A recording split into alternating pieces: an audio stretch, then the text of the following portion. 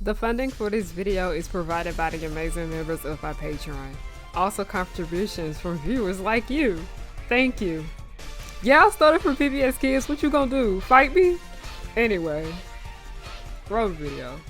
Before we get started, just a small little shameless plug. Me and my friend have made a book together, a novella specifically called Do Not Call Me Sis. We spent the entire summer making it with each other. Do Not Call Me Sis is a collection of essays that is about fandom, misogynoir, ableism, entertainment, and white feminism. We literally talk about everything from Disney Channel to Barbie dolls to Euphoria. Literally every little thing that you could think of that may be nerdy, we address it here, and we have very nuanced discussions about it all. We would very much appreciate it if you guys would purchase our book. We will be releasing a physical copy, a digital copy, and an audiobook on September 26, 2023. All right, thank you. Now let's continue with the video.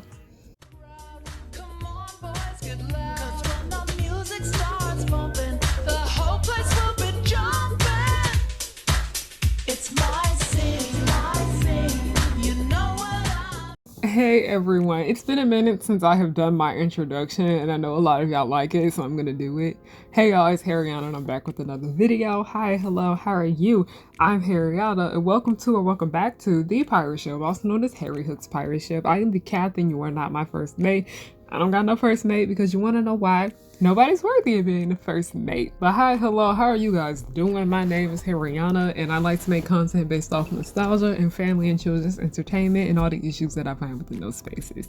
Today I have an art commentary video for you guys because I just found out about this information because I haven't really been on social media this week because I just been so busy working on the book. This pissed me off so bad, and I was like, yeah, it's art commentary time. Yeah! So enjoy me working on my comic as I talk about what pissed me off. First of all, I'm tired of fucking reboots. I really am. If y'all are gonna reboot something, I need y'all to reboot something that was very much unknown that people didn't give a fuck about so we can bring a new light to it. Totally Spies is something that I personally don't care for anymore as an adult because as I rewatched the series as an adult, I realized that there were so many issues with it and I'm not the fondest of it anymore. But I know that there are a lot of people out here that deeply do appreciate this series, and I appreciate what it did for me while I was younger, and I still pull from the series now when it comes to fashion inspiration and whatnot for my comic or whatever the fuck I want to do.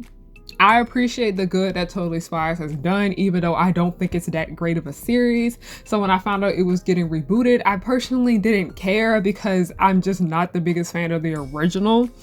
That being said, I know when something wrong is unethical going on behind the scenes. It's one thing when it comes to me not caring about a production, but it's another when there are issues going on behind the scenes of said production.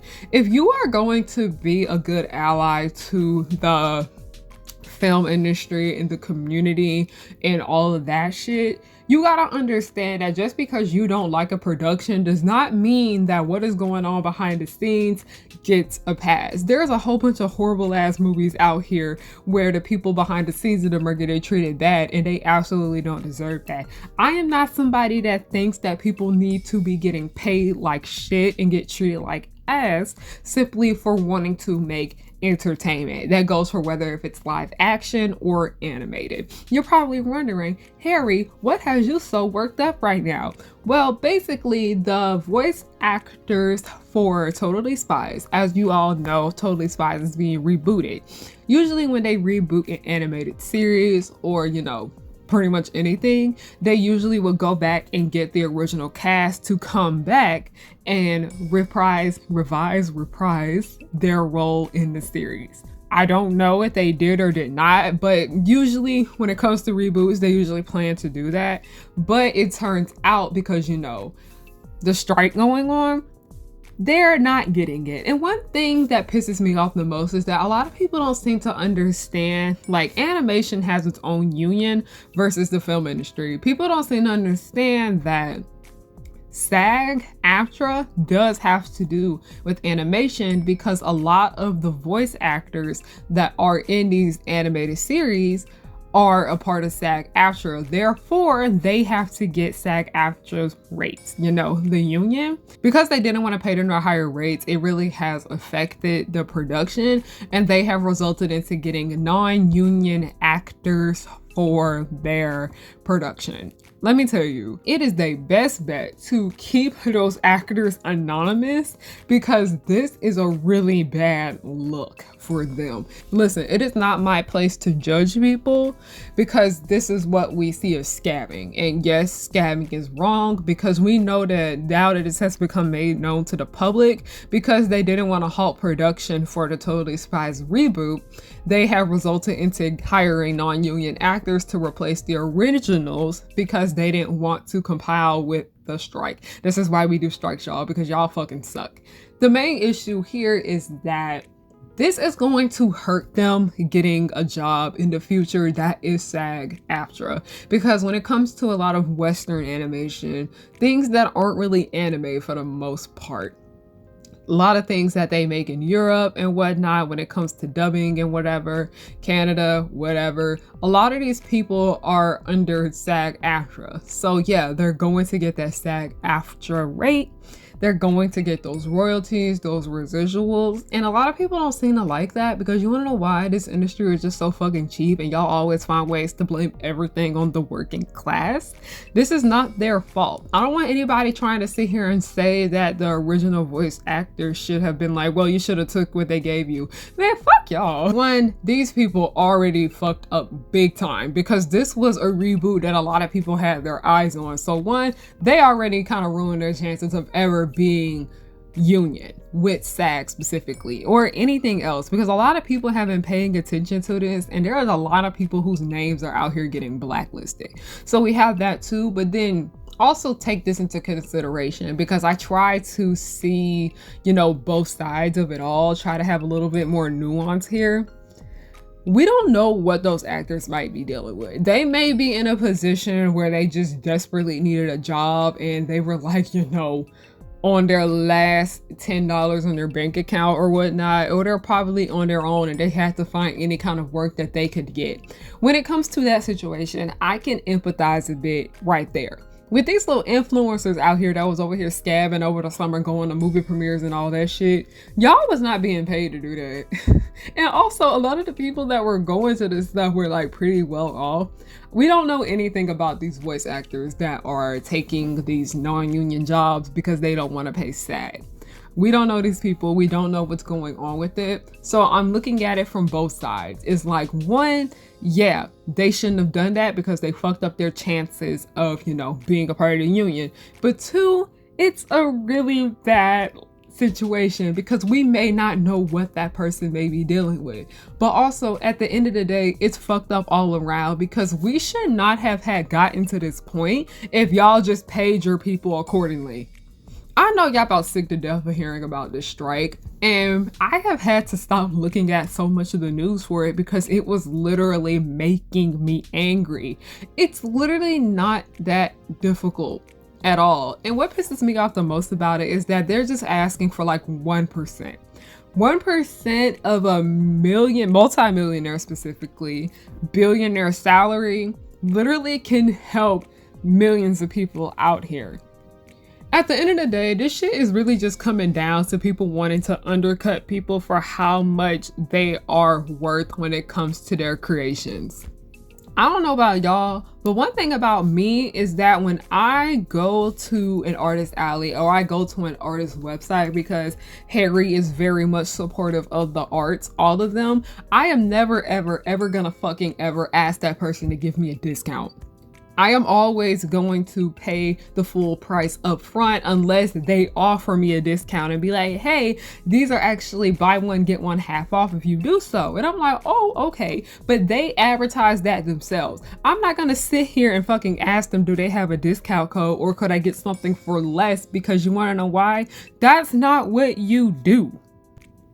Art seems to be one of the most disrespected things out here in our world, I would say, but it is the thing that is the most gazed upon. You see art everywhere you fucking go. You know the architecture of the apartment building that you live in?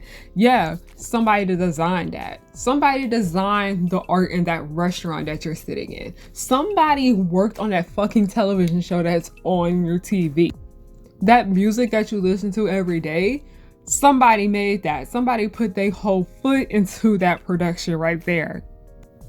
I hate when it comes to, being creative. These are seen as not real jobs. Y'all sit here and y'all say, go get a real job.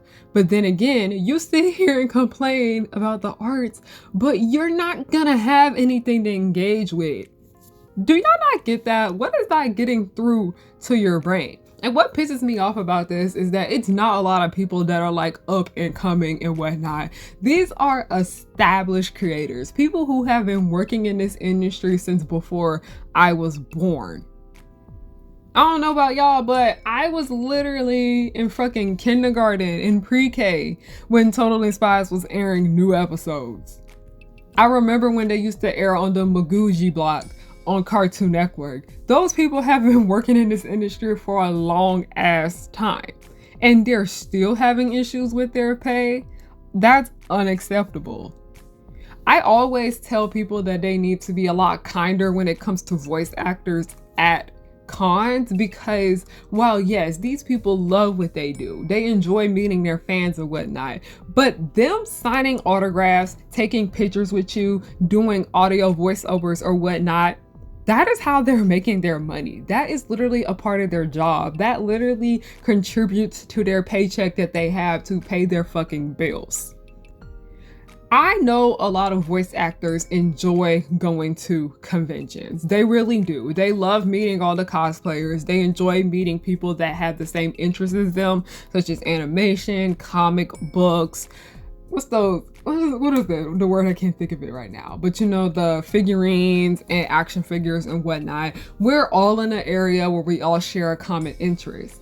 But also, we have to take into consideration that while a lot of them do conventions because I'm gonna make that bag, let me make this little extra money, let me make this a side hustle. This isn't necessarily a side hustle for a lot of them. This is literally a part of their paycheck. I know we hate it when people start talking about multiple streams of income, but when it comes to working in entertainment, you kind of have to do that. Because you want to know why? It's never really guaranteed that you're gonna have a paycheck from this production right here, because they pay such shit wages. They'll pay you decently up front, but what's gonna happen after that? Every time that episode airs or whatnot, that person should be getting a check for that. Let's take YouTube for an example, because I feel like that will be better for y'all to understand. Every time somebody views one of my videos, I get some type of revenue from that. It may not be much revenue, but I get something from that every time somebody views it. That is how residuals work. And also, it's beyond residuals, because they were talking about they didn't want them to pay the SAG actual rates. Yeah, they're also asking for a raise. I'm tired of people acting as if actors are greedy and writers are greedy because the writers are striking too. We have hit over 100 days with the strike if we're just talking about the writers. The actors, they haven't hit their 100-day mark there, but I wouldn't be surprised if it came up because of how stingy these rich people are being. I wish people were more understanding of how much the cost of living is when it comes to the cities where a lot of these productions are being made at. You're not going to find the film industry in Cleveland, Ohio. And I hate to say it, I hope I don't sound ridiculous, but when there are areas that are specifically for entertainment, the cost of living there is going to cost a lot more. That's why it costs so much to live in Atlanta now. That's why it costs so much to live in New York City. That's why it costs so much to live in Los Angeles. It honestly costs a lot to live in California in general, but also it costs a lot to live in Paris. It costs a lot to live in England. It costs a lot to live in Vancouver. And Vancouver is basically like Hollywood up north. It is not cheap to live in these places where entertainment and art are being made all the damn time. That is one thing that I wish people would get through their fucking noggins when it comes to this. I'm like, they're asking for a livable wage in their city so they can be able to, you know, stay there and continue to make art. I'm sorry, but nobody should ever be having to live out of their car for a while because they couldn't afford to pay the rent when they had a job on a production. The cost of living is not going down anytime soon as much as we want it to. So therefore, if you're gonna keep increasing everything out here, why don't you pay your fucking workers more? Why? But that's all I gotta say for today. I didn't want to make this video too long. I don't be wanting to make my art commentary videos too long for the most part. If you like these videos, let me know, because I have so many drawings that I just have saved in my camera roll that I could do art commentary with, because I am wanting to upload more shorter videos this month because I'm trying to upload more frequently. But yeah, that's pretty much all I gotta say. Thank you guys so much for watching. Make sure you support the book when it comes out. We worked our asses off on that thing this summer. The lengths that we went through to get it finished. I'm proud of both of us. But thank you guys so much for watching and listening. Please let me know how you feel about this entire situation. Are you excited for the Totally Spies reboot? Will you no longer be watching it now because of this? I wasn't gonna watch it regardless, but I for sure ain't gonna watch this shit now. Because why would you do that? No. I'm very much against workplace mistreatment. Y'all irritate me. Okay, not y'all though. Like, I like y'all. Y'all are my supporters. But thank you guys so much for watching, and have a good day, night, or whatever time of the day you may be watching. I'm just glad you finished the video. All right, goodbye.